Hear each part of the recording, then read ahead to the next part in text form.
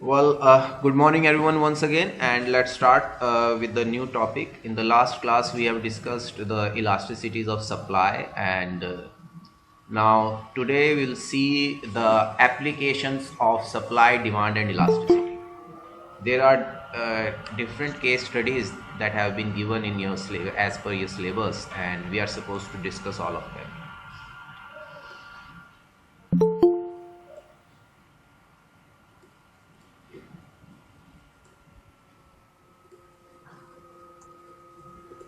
We have to discuss all of them.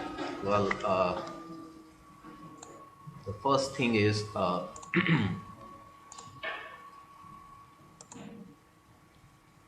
the topic of the day is three applications three applications of supply, demand and elasticity. आज हम इन तीन applications को discuss करेंगे और इतना ही आज की क्लास में हमें करेंगे. आज हम इन तीन एप्लीकेशंस को डिस्कस करेंगे. First case study है that is being titled something like can good news for farming be bad news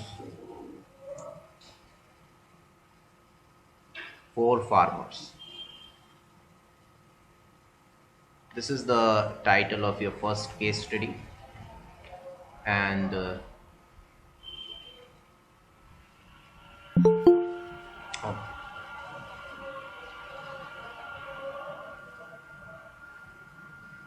this is the title of your first case study, and your second case study is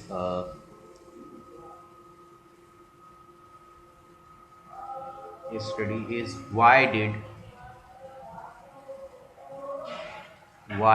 OPEC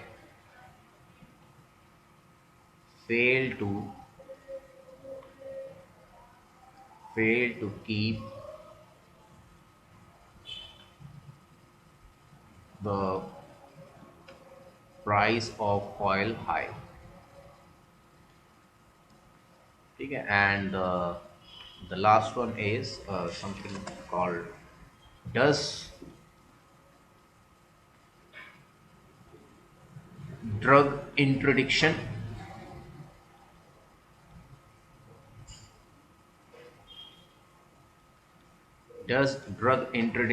increases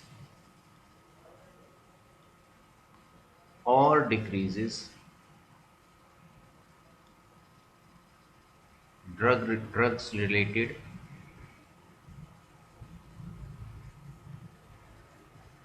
crime. These are the three case studies that we need to discuss today in our class under three applications of supply, demand and elasticity. अब suppose करो सवाल ये है कि भाई पहली case study हम देख रहे हैं और उस केस स्टडी को हम समझने की कोशिश करते हैं. First case study I am taking from here onwards is can good news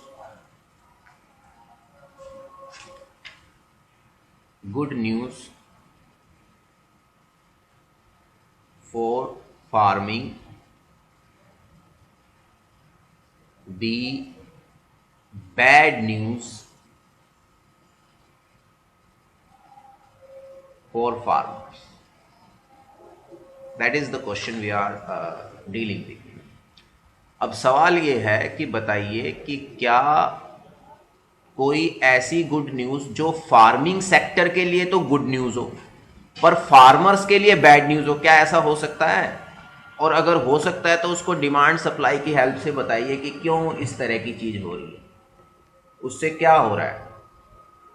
ठीक है, that is what we are suppose to see today. और उसके इम्प्लीकेशंस क्या हैं.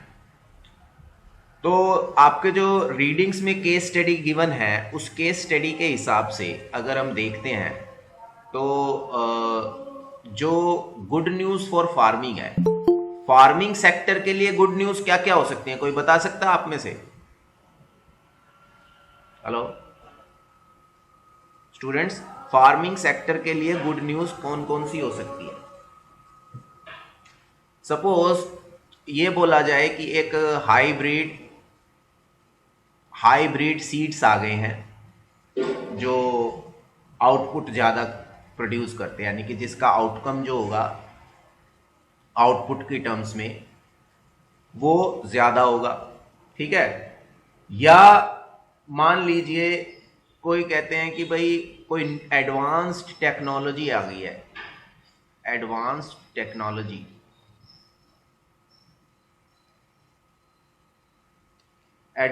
टेक्नोलॉजी आ गई है, जिसकी वजह से जो मान लीजिए farming output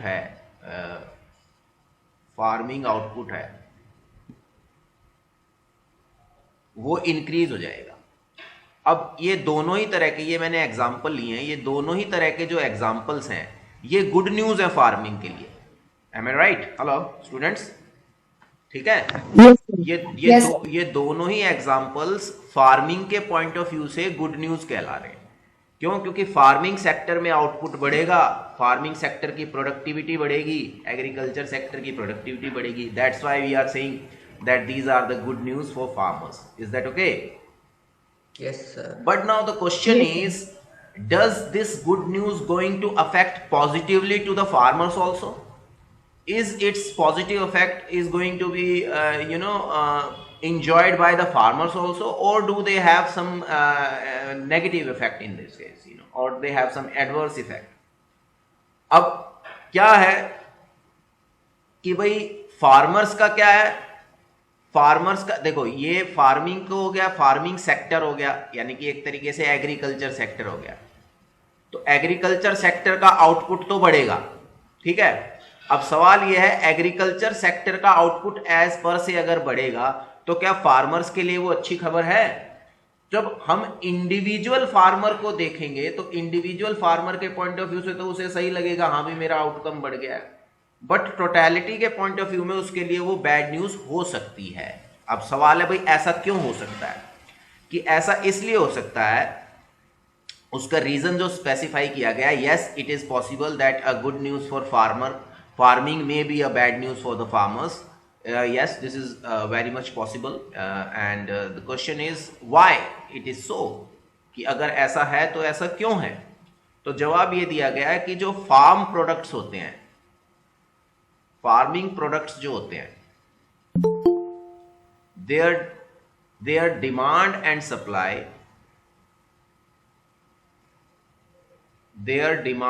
supply, are relatively inelastic और लेस इलास्टिक। कि जो फार्म प्रोडक्ट्स या फार्म आउटपुट होते हैं उनकी डिमांड भी और उनकी सप्लाई भी लेस इलास्टिक होती है, यानी कि कमोडिटीज़ के प्राइस में चेंज आने से उनकी क्वांटिटी डिमांडेड में उतना ज़्यादा चेंज नहीं आता है, और ऐसे ही उनके प्राइसेस में चेंज आने से उनकी क्वांटिटी सप्लाइड में ज़्यादा चेंज नहीं आता है। डू यू एग्री और not? Yes students, hello. Yes, कि जो एग्रीकल्चरल आउटकम है, एग्रीकल्चरल यील्ड्स जो हैं या प्रोडक्ट्स जो हैं, उनमें ऐसा होता है, कहता है डिमांड रिलेटिवली इनइलास्टिक होती है। अब ऐसा क्या होगा भाई, इनइलास्टिक डिमांड है तो उससे क्या होगा? Let us see that, let us try and draw the graph and try to understand the application part of this.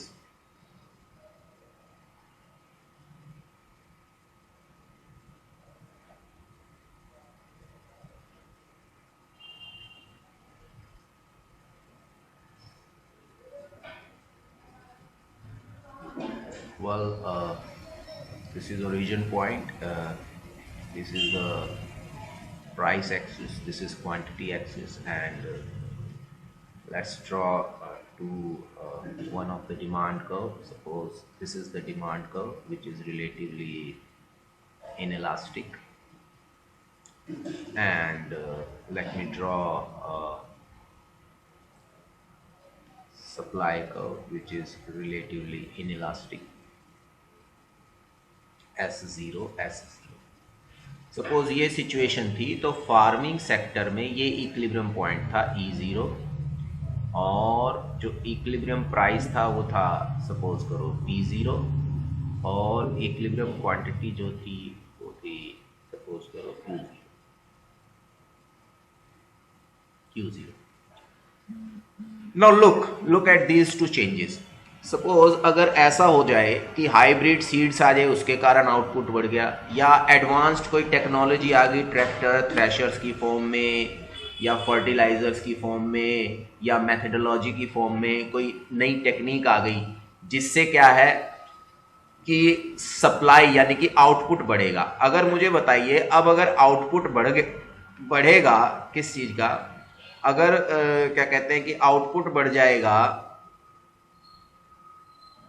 Agriculture sector में, तो एग्रीकल्चर सेक्टर का सप्लाई कर पे इफेक्ट आएगा, डिमांड कर पे इफेक्ट आएगा। Yes students, supply curve. Supply will increase, yes और नो? Yes sir. ठीक है ना, तो सप्लाई कर्व क्या होगा, राइट हैंड साइड को शिफ्ट कर जाएगा।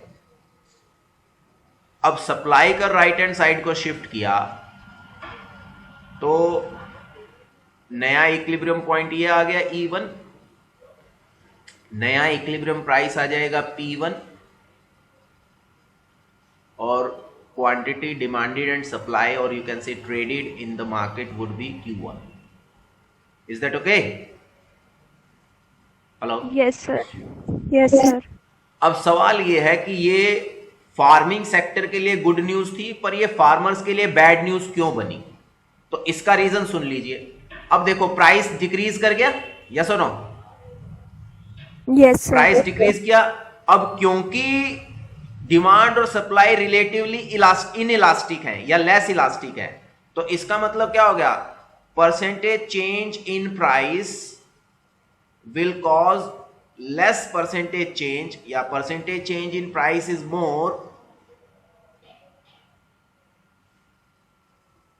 percentage change in price is more than the percentage change in quantity, either demanded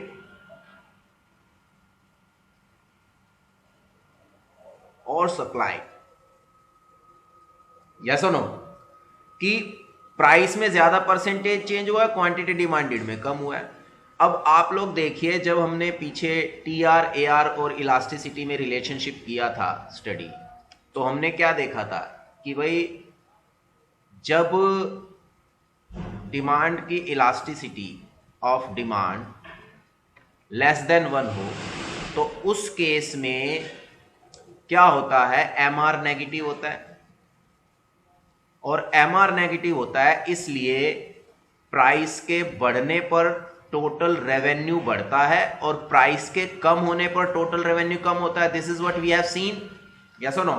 hello students, did you remember? Yes sir. ठीक है, यस सर। हमने पढ़ा था ना, ये नई याद हो तो रिवाइज कर लेना, एक बार देख लेना। ठीक है, मुझ पे विश्वास कर लो, ऐसा ही है कि जब इलास्टिसिटी लेस देन 1 होती है तो मार्जिनल रेवेन्यू नेगेटिव होता है, और मार्जिनल रेवेन्यू नेगेटिव होता है इसलिए क्या होता है कि अगर प्राइस बढ़ते हैं, डिमांड जब इनइलास्टिक हो और प्राइस बढ़े तो टोटल रेवेन्यू बढ़ता है, और प्राइस के कम होने पर टोटल रेवेन्यू कम हुआ है। तो इसका मतलब यहां पर जो प्राइस कम हुए हैं सप्लाई के बढ़ने के कारण, तो जो फार्मर्स को जो रेवेन्यू रिसीव्ड थी वो कम हो जाएगी, फार्मर्स की इनकम कम हो जाएगी, इंडिविजुअल फार्मर की इनकम। यस और नो? Yes sir. ठीक है, and that is the reason that we have been saying that a good news for farming may be a bad news for farmers, because farmers will end up having lesser revenue than the earlier case, relatively to earlier case। yes or no? कि पहले की तुलना में farmer के पास जो है वो कम revenue आएगा, रेवेन्यू रिसीव्स उसके पास कम होंगी। क्या मेरी बात समझ में आई है? हेलो? Yes sir. ठीक है, तो that is the reason that we can say that a good news for farming may be a bad news for the farmers. If anybody has any question, they may ask, otherwise I'll proceed further. Yes.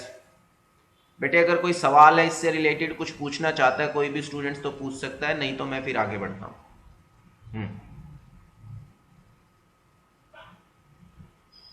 Well, no questions. Then in that case, let me proceed further. Let's proceed to the second case study.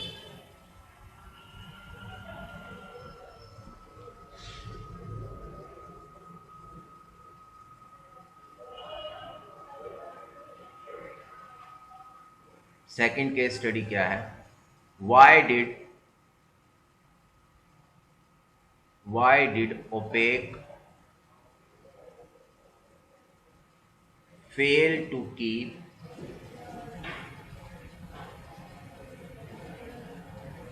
the price of oil high?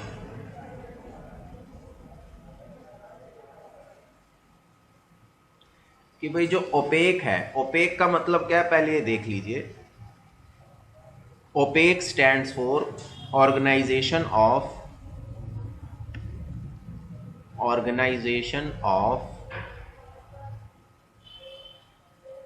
Petroleum exporting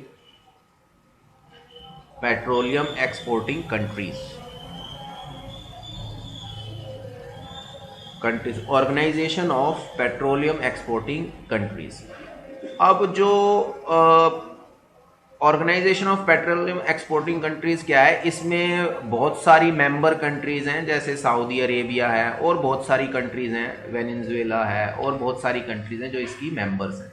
ठीक है, ये एक organisation है एक तरीके का, ये एक तरीके का कार्टल है आप कह लीजिए. कार्टल क्या होता है? कार्टल का मतलब होता है एक तरीके से इनफॉर्मल ग्रुपिंग. इनफॉर्मल ग्रुपिंग को हम लोग कार्टल बोलते हैं. कार्टल वैसे कंट्रीज में, इंडिविजुअल कंट्रीज में कार्टल जो है वो अलाउड नहीं होता है. क्यों? क्योंकि ये मोनोपोली को क्रिएट करता है, ये मोनोपोली प्रैक्टिसेस को, because this leads to monopoly practices. Hence they are not legal in any of the countries. But as ये एक इंटरनेशनल कार्टल है, इंटरनेशनल मतलब इंटरनेशनल देशों ने मिलकर आपस में ग्रुपिंग कर रखी है, तो ये वो सारी कंट्रीज हैं जो ऑयल को प्रोड्यूस करती हैं. ये वो सारी कंट्रीज हैं जो ऑयल को क्या करती हैं? प्रोड्यूस करती हैं. और वर्ल्ड वाइडली ये मेजर प्लेयर है, यानी कि ये वो मेजर प्लेयर है कि जो मेजोरिटी ऑफ सप्लाई को होल्ड करते हैं. ठीक है, अब सवाल ये है कि तो ये जो अगर ये मेजोरिटी ऑफ सप्लाई को होल्ड करते हैं तो ये प्राइस को हाई क्यों नहीं रख पाते हैं? ऐसा क्या होता है कि ये प्राइस को हाई नहीं रख पाते हैं? तो उसकी रीजनिंग ये आती है कि भाई देखिए क्या है कि ये ऑर्गेनाइजेशन अपनी तरफ से तो हाई रखती हैं प्राइस, तो ये क्या करती हैं? ये प्राइस हाई करने के लिए सप्लाई को रिस्ट्रिक्ट कर देती हैं. ये एक जो प्रोड्यूसर या फर्म्स होती है ना, उनकी ये बिजनेस स्ट्रेटेजीज होती हैं कि जब उन्हें किसी चीज़ के प्राइस बढ़ाने होते हैं तो वो मार्केट में शॉर्टेज डिक्लेयर करते हैं कि ये शॉर्टेज है और फिर उसके दाम बढ़ते हैं. जिस चीज़ की सप्लाई कम हो और डिमांड रिलेटिवली मेंटेन रहे तो उस चीज़ के प्राइसेस क्या होंगे? बढ़ने लग जाएंगे फिर. अरे भाई क्या मेरी बात समझ में आ रही है? Hello, Yes, sir. ठीक है. Yes, sir. तो इसलिए ये भी क्या करती हैं? ये सप्लाई को रिलेटिवली कम कर देती हैं, यानी कि क्योंकि ये मेजर प्लेयर्स हैं, इनके पास ज़्यादा सप्लाई है, मार्केट का शेयर इनके पास ज़्यादा है, तो ये अगर अपनी सप्लाई को कम करते हैं तो पूरी मार्केट हिलती है. फिर जैसे मान लीजिए अंबानी अगर किसी चीज़ को प्रोड्यूस करना, अंबानी या बड़े बड़े जो ग्रुप्स हैं अगर वो प्रोड्यूस करना बंद कर दे तो हमारी कंट्री में जो आउटपुट है, जो एम्प्लॉयमेंट है, उस पर बहुत बड़ा झटका पहुंचेगा. आपकी और मेरी दुकान बंद होगी, उससे इतना बड़ा झटका नहीं पहुंचना है. ठीक है, मान लीजिए मेरी दुकान है या छोटी मोटी फैक्ट्री है, उसके बंद होने से ओवरऑल कंट्री के एम्प्लॉयमेंट पे इतना फर्क नहीं पड़ेगा. अगर कोई बड़ा बिजनेस हाउस शट हो जाता है या एग्जिट करता है मार्केट से, तो उसके कारण जो अनएम्प्लॉयमेंट फैलता है वो ज्यादा मेजोरिटी का होगा. मेरी बात समझ में आ गई आप लोगों को? Hello, Yes, sir. ठीक है. तो इसी तरह से इसको हमें देखना है। तो कहते हैं भाई ये दो तरीके से हम देख सकते हैं कि ऑयल मार्केट को आप शॉर्ट टर्म में पहले देखेंगे इन द शॉर्ट रन, और ऑयल मार्केट को हम लॉन्ग रन में देखेंगे। ठीक है, सबसे पहले हम देखते हैं शॉर्ट रन।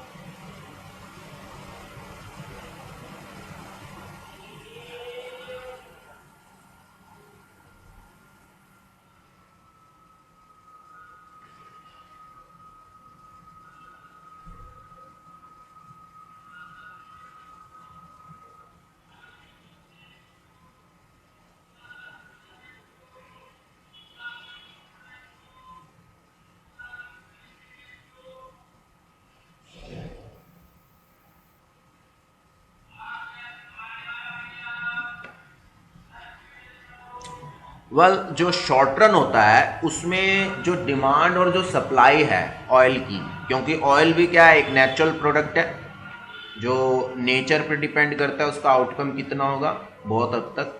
तो जो शॉर्ट रन है, शॉर्ट रन में जो ऑयल की जो डिमांड और सप्लाई है वो इनइलास्टिक होती है रिलेटिवली।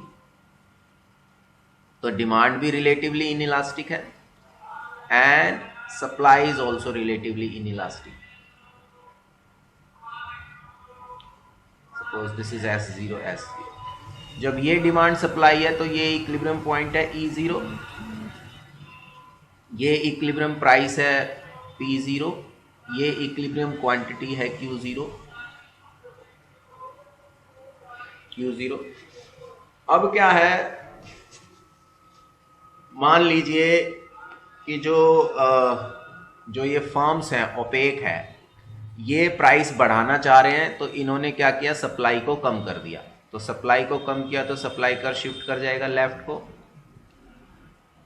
शॉर्ट रन में सप्लाई कर लेफ्ट को शिफ्ट करेगा S1 और ये नया इक्विलिब्रियम पॉइंट आ गया E1 और ये पॉइंट आ गया P1 और ये पॉइंट आ गई क्वांटिटी Q1। तो आप देखो प्राइस बढ़ गए और क्वांटिटी सप्लाइड कम हो गई। अब सवाल ये है कि शॉर्ट रन में तो फर्म ऐसा मेंटेन कर पाते हैं, शॉर्ट रन में तो जो ये ओपेक है they can maintain higher price. Question is why they can maintain higher prices in the short run, why the firms, why opaque, basically not the firms, opaque, because we have been discussing the opaque. Why opaque can keep oil prices high in short run? The answer to this question is because demand and supply are relatively inelastic। Demand और supply दोनों relatively inelastic है, therefore increase in price leads to increase in total revenue। Are you getting my point? Hello, price के increase होने से total revenue increase होता है। जब demand inelastic होती है, ये हमने पीछे पढ़ा था जब हमने AR MR और इलास्टिसिटी का रिलेशनशिप किया था, उसमें ग्राफिकली मैंने बताया था कि जब डिमांड इनइलास्टिक होती है तो इनइलास्टिक डिमांड में या लेस देन 1 होती है, इलास्टिसिटी लेस देन 1 होती है, तो उस केस में अगर प्राइस बढ़ता है तो टोटल रेवेन्यू बढ़ता है। एग्रीकल्चर में प्राइस घट रहा था इसलिए टोटल रेवेन्यू घटा था। ये देखो यहां पर क्या था, प्राइस कम हो रहा था इसलिए टोटल रेवेन्यू कम हुआ, कि प्राइस कम हुआ जिसकी वजह से टोटल रेवेन्यू कम हुआ। तो ये बैड न्यूज होगी फार्मर्स के लिए। पर यहां पर जो ऑयल मार्केट है उसमें प्राइस बढ़ नहीं रहा है, प्राइस कम नहीं हो रहा है, प्राइस बढ़ रहा है, क्यों? क्योंकि यहां सप्लाई कम हो रही है, ओपेक जो है सप्लाई को रिस्ट्रिक्ट कर रहा है, आइदर थ्रू होर्डिंग और something like that, that is their strategy, but they have been manipulating the supply somehow, and उसी के कारण क्या है कि टोटल रेवेन्यू इंक्रीज कर रहा है। तो इसलिए क्या होता है शॉर्ट रन में, तो अगर वो हाई प्राइस रखते हैं, क्योंकि डिमांड और सप्लाई रिलेटिवली इनइलास्टिक है, तो अगर वो हाई प्राइस रखते हैं तो उनके रेवेन्यू पर, उनकी अर्निंग पर, उनके रिटर्न्स पर इतना ज्यादा फर्क नहीं पड़ता है। ठीक है, now we will consider the same situation in the long run, कि what happens in the long run. Well, it is being suggested that in the long run, the demand as well as supply are relatively elastic. अब long run में demand और supply relatively elastic क्यों होते हैं? क्योंकि long run में supply के नए सोर्सेज मिल सकते हैं, कोई नया सब्सटीट्यूट ऑयल या सब्सटीट्यूट कोई क्या कहते हैं इन्वेंट हो सकता है मार्केट में, जिसकी वजह से ऑयल की डिमांड और सप्लाई रिलेटिवली इलास्टिक रहती है लॉन्ग रन में। तो ये क्वांटिटी होगी Q0, ये प्राइस हो गया P0, सपोज ये सिचुएशन है। अब क्या हुआ, अब लेट अस अज्यूम कि सप्लाई कम की, किन्होंने? ओपेक ने सप्लाई कम की, तो S1 शिफ्ट कर गया, सप्लाई कर शिफ्ट कर गया इधर, ये इक्विलिब्रियम हो गया क्या E1,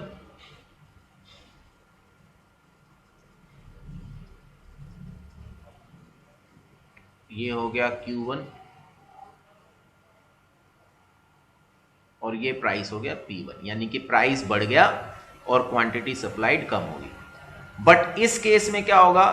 अब क्वेश्चन ये है, why OPEC can not keep oil prices high in long run, कि लॉन्ग रन में जो ओपेक है वो प्राइसेस को हाई क्यों नहीं रख पा रहा है? तो उसका आंसर है because demand and supply are relatively elastic, that is elasticity is greater than 1, और जब इलास्टिसिटी ग्रेटर देन 1 होती है तो therefore increase in price will cause decrease in total revenue. मेरी बात समझ में आ रही है बेटे? तो अगर प्राइस वो बढ़ा रहे हैं, अगर वो हाई प्राइस करते हैं और सप्लाई को कम करते हैं, क्योंकि कमोडिटी की डिमांड जो है, ऑयल की जो डिमांड है वो रिलेटिवली इलास्टिक है, तो उस केस में क्या होगा? प्राइस के बढ़ने से टोटल रेवेन्यू घट जाएगा। प्राइस के बढ़ने से क्या हो जाएगा? टोटल रेवेन्यू घट जाएगा। मेरी बात समझ में आ रही है आप लोगों को? Hello students? Yes, sir. Yes, sir. And that is the reason that the OPEC cannot keep oil prices high, because if they will keep the oil prices high, then they are supposed to lose a reasonable part of their revenue, isn't it? And no prudential or no prudent firm will take up any such measure or step that will hamper their returns. Did you get it? Hello? Yes, sir. Yes, sir. ठीक है, तो ये reason है कि भाई जो OPEC है, they fails to keep oil prices high. Why did OPEC fail to keep oil price of oil high?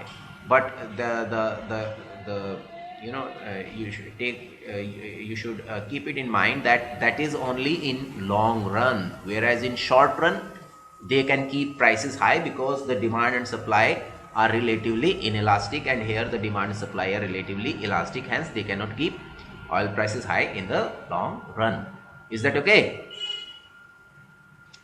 Well, now the question is let's किसी का कोई क्वेश्चन है इससे रिलेटेड? कोई क्वेश्चन पूछना चाहता है? हेलो स्टूडेंट्स, क्या ये जो केस स्टडी हमने डिस्कस किया इससे रिलेटेड किसी ने कोई सवाल पूछना है आप में से? अगर किसी को कोई क्वेश्चन पूछना है तो पूछ लेते, otherwise I will proceed further. Okay, well, in that case, let's proceed further. Now let's discuss the third case study, which says something like this.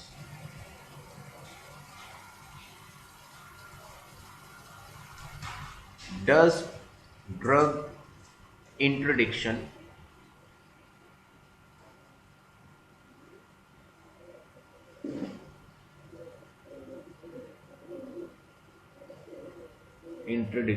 increases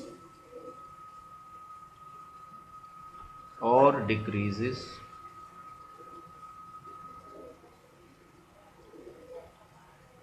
drug related crime? कि क्या ड्रग इंट्रोडिक्शन का मतलब होता है प्रोहिबिटरी लॉज, कि क्या जो drug को रोकने के लिए जो हथकंडे अपनाए जाते हैं तो वो किस तरह की स्ट्रेटेजी अडॉप्ट करनी चाहिए, और क्या वो अडॉप्ट करने से ड्रग्स से रिलेटेड क्राइम बढ़ता है या घटता है? That is the question before us. What kind of strategy is to be strategy is to be adopted for reducing the drugs related crimes. Got it? Now there are two suggestions that have been suggested. There are two things that have been suggested. What kind of policy we are supposed to adopt? अब देखो, कुछ लोगों का view ये रहता है, इसको थोड़ा समझ के चलिए बेटे. कुछ लोगों का व्यू ये रहता है कि भाई देखो, जो आपने देखा होगा न्यूज़ चैनल्स पे या कई जगह पर कि भाई जो शराब वगैरह है, जो अल्कोहल्स हैं, कहते हैं भाई सरकार शराब की दुकानें बंद क्यों नहीं करा देती, जिससे सप्लाई कम हो जाए. ना वो सप्लाई होगी, ना लोग उसे खरीदेंगे, ना उसे ड्रिंक करेंगे. Are you getting my point? क्या ऐसा सुना है आप लोगों ने न्यूज़ चैनल्स पे? Hello, yes sir. या आम डिस्कोर्स ऐसा चलता है ना, हम आम भाषा में बातचीत करते हैं तो ऐसा कहते हैं. अब सवाल है कि क्या सप्लाई को अफेक्ट करके हमें ड्रग्स से रिलेटेड जो समस्या उसको खत्म करना है, कि उसकी सप्लाई को रिस्ट्रिक्ट करके या उसकी डिमांड को रिस्ट्रिक्ट करके? दो तरीके हैं हमारे पास कि भाई या तो आप सप्लाई को रिस्ट्रिक्ट करके करेंगे या आप डिमांड को रिस्ट्रिक्ट करके करेंगे. तो let us see both of them and which one is better, that we will discuss. ठीक है? सपोज पहले हम कह रहे हैं कि भाई सप्लाई को रिस्ट्रिक्ट कर दीजिए, तो क्या सप्लाई को रिस्ट्रिक्ट करने से ड्रग्स रिलेटेड क्राइम बढ़ेंगे या कम होंगे? तो सबसे पहले है, बोलते हैं drug इंट्रोडिक्शन. Introduction means that when we'll try to reduce the supply, well, what will happen and what would be the outcome, that we are supposed to see.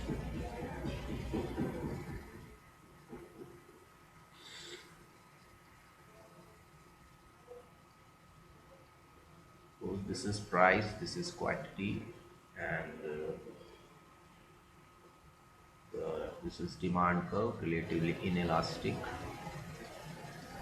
and this is supply curve S0. This is equilibrium point E0.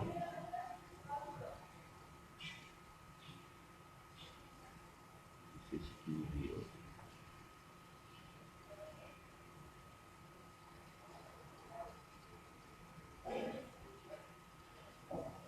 This is P0. This is Q0.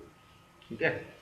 अब suppose करो कहते हैं कि भाई supply कम कर लीजिए, कि जो अल्कोहल्स के प्रोड्यूसर्स हैं उनको आप कहिए कि आप अपनी शॉप्स को शट डाउन कीजिए, अपनी फैक्ट्रीज़ को शट डाउन कीजिए. अब मान लीजिए फैक्ट्री शट डाउन कर रहे हैं तो सप्लाई कर लेफ्ट को शिफ्ट करेगा, ऑब्वियस है. S1 would be the supply curve, and this would be the new equilibrium point, and this would be new equilibrium price, and it would be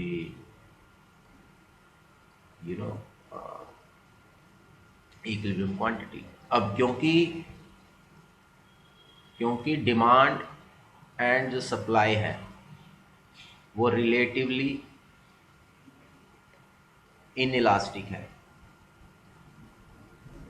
तो जो ड्रग्स सेल करने वाले हैं, अब ध्यान से देखिए जरा, अगर आप सप्लाई कम करेंगे तो ड्रग्स सेल करने वाले क्या करेंगे कि प्राइस बढ़ेगा, यानी कि इलास्टिसिटी लेस देन 1 है, प्राइस बढ़ेगा तो टोटल रेवेन्यू इंक्रीज होगा। अब सवाल है टोटल रेवेन्यू क्यों इंक्रीज होगा भाई?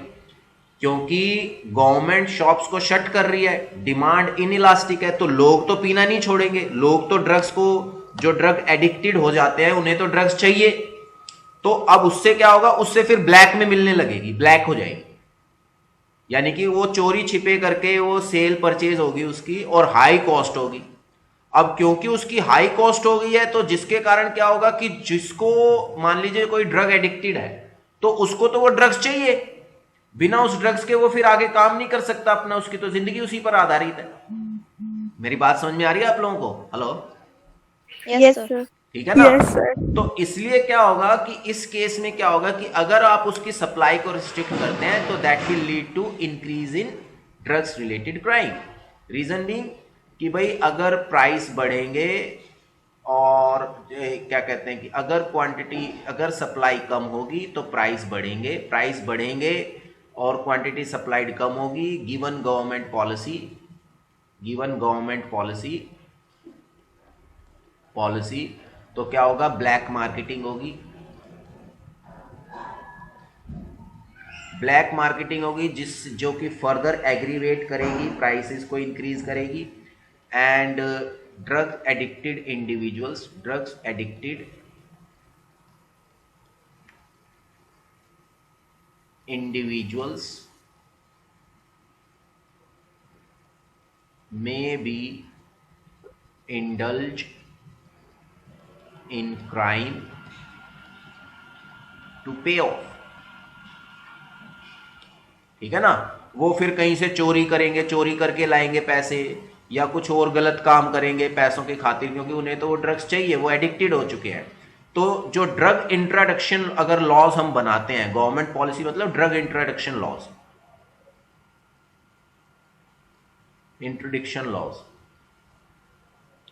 अगर हम ड्रग इंट्रोडक्शन लॉज बनाते हैं तो वो ड्रग इंट्रोडक्शन लॉज बनाते हैं तो उससे क्या होगा, ब्लैक मार्केटिंग होगी, जिससे और प्राइस एग्रीगेट होंगे, और प्राइस और एग्रीगेट होंगे तो वो क्राइम में इंडल्ज हो जाएंगे। आप टीवी सीरियल्स में देखते हैं ना तो बहुत सारे कि भाई वो ड्रग एडिक्टेड होते हैं तो उनको फिर वो कोई चोरी करता है घर में, कहीं किसी का कहता है ठीक है मैं ये गलत काम कर दूंगा, ये कर दूंगा, तो मतलब वो फिर जो क्राइम, क्रिमिनल की तरफ, क्राइम की तरफ वो बढ़ते चले जाते हैं मजबूरन।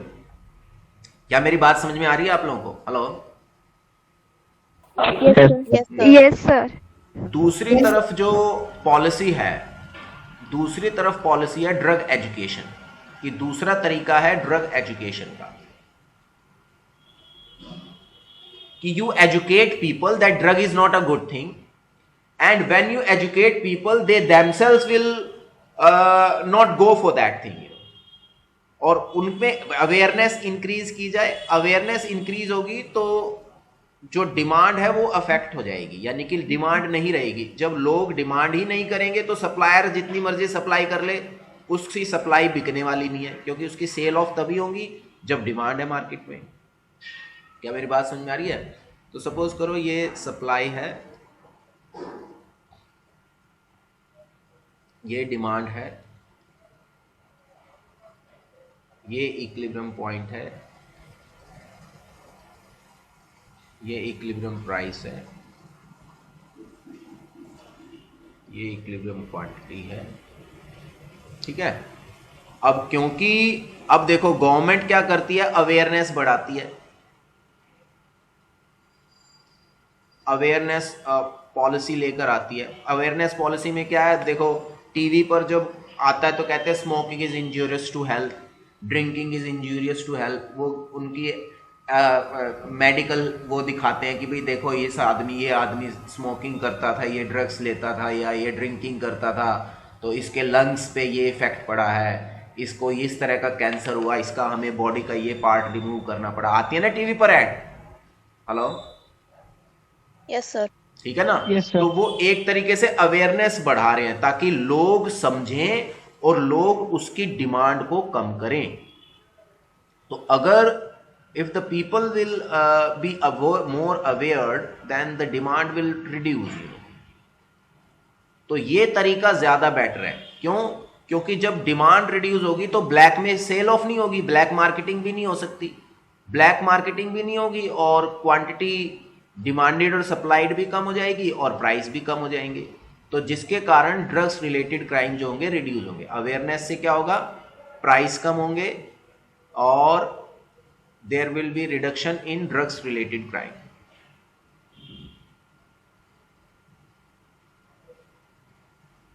दूसरा रीजन ये है कि प्राइस कम होंगे तो जो सेलर्स है उनका, क्योंकि डिमांड और सप्लाई जो है रिलेटिवली इनइलास्टिक है, तो प्राइस कम होंगे तो सेलर्स का रेवेन्यू भी घटना शुरू होगा।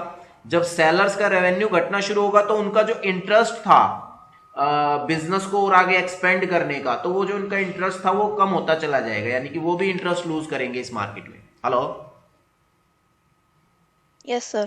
ठीक है। तो this is how this is what it is all about, and we have discussed all the three what do you call it case studies. If anybody has any doubt in regard to this, then he can ask the question. He or she can ask the question. Hello. Sir हाँ, जब कौन बोल रहे? Sir जागृति। हाँ जागृति बोलो। Sir जब ड्रग इंटरडिक्शन होगा, like when we are trying to restrict the supply, तो ये जरूरी तो नहीं कि हमेशा ही ब्लैक मार्केटिंग हो, मतलब वो कॉन्सिक्वेंस हमेशा है। नहीं, ये तो पॉसिबिलिटी हो सकती है। नहीं, कॉन्सिक्वेंस हमेशा इसलिए है, हम कह रहे हैं, अंदाजा लगा रहे हैं कि इसलिए कहा जा रहा है कि कॉन्सिक्वेंस होगा ब्लैक मार्केटिंग का, क्योंकि जो ड्रग्स एडिक्टेड हो जाते हैं उनको वो चीज चाहिए ही, यानी कि एडिक्टेड होने का मतलब है they can not wait for that thing, you know, वो उस चीज के लिए रुक नहीं सकते। अब मान लीजिए कोई चीज, आपने देखा होगा कई बार गवर्नमेंट ने पॉलिसी अडॉप्ट की कि हरियाणा में शराब बंद हो गई, तो वो दिल्ली आकर लेके जाने लग गए लोग, दिल्ली से ब्लैक होने लग गई। दिल्ली में बैन हुई तो हरियाणा से यहाँ आने लग गई। क्या मेरी बात समझ में आ रही है? ठीक है। yes, तो उसमें क्या, उसमें होता क्या है कि जब एडिक्शन होता है ना किसी चीज का, तो वो एडिक्टेड होते हैं, तो वो दे doesn't have any control with themselves. उनका जो सबसे पहली तो बात होती है नर्वस सिस्टम पे इफेक्ट जाता है, तो उनकी बॉडी क्या है उस चीज को डिमांड करती है। मान लो जैसे किसी को भूख लगी है खाना खाने की, तो जिस टाइम उसको भूख लग रही होगी तो उस टाइम तो उस बंदे को खाना चाहिए, चाहे कहीं से कैसे भी मिल जाए। कहते हैं ना भूख में दरवाजे भी सूखे पापड़ लगते हैं, ना सूखे पापड़ भी अच्छे लगते हैं, इस तरह की एक कहावत है। That is what it means. तो उससे क्या होगा कि सप्लाई अगर कम होगी, रिस्ट्रिक्टेड होगी, तो उसका यह मतलब नहीं है कि सप्लाई मार्केट में अवेलेबिलिटी कम हो गई है, नहीं, उसका मतलब ये अवेलेबिलिटी है, but now it is not legal to sell it out, and when it is not legal to sell it out, then the people will sell in the hidden ways, you know, look छुप कर फिर उस चीज को cell of किया जाता है। और जब लुक छुप कर कोई सेल ऑफ करेगा तो ऑब्वियस बात है वो उसके ज्यादा प्राइस चार्जिंग है, and that is what is black marketing called. Is that okay? Okay, sir, got it. Anybody else? Well, if there are no questions, then today's lecture is getting over now, and thank you. आज के लिए इतना ही. Thank you very much.